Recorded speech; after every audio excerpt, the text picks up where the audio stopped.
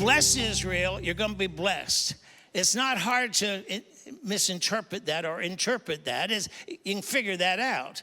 If you bless Israel, you'll be blessed.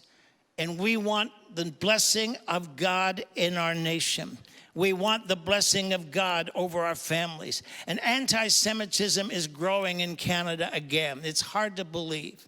It's an awful thing. You think, how could this happen again? How could people do this again? And so many are forecasting it's going to get worse and worse, and they're forecasting doom and doom.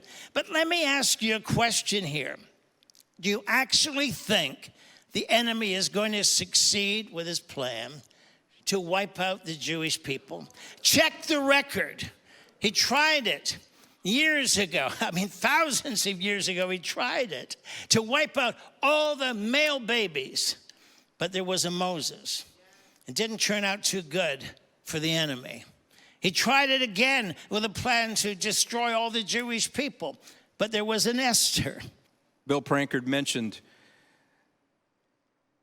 an event in Ottawa many years ago where hundreds, if not thousands, gathered to confess the sin of turning away the St. Louis ship filled with Jewish people who were fleeing Europe.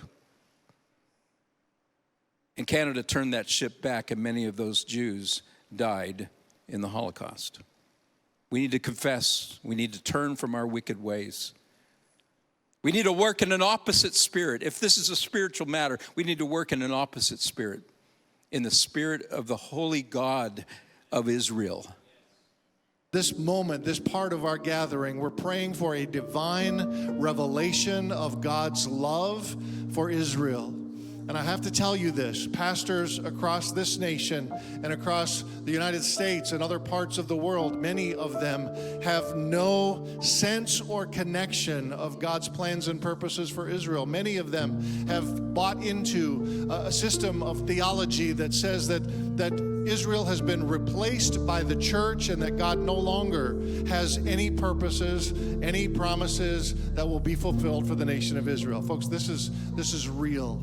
And we need to pray. I believe we need to pray that the Spirit of God, the Spirit of God, the Spirit of divine revelation will open the eyes of particularly believers, those in leadership and those in the body of Christ, to this fact.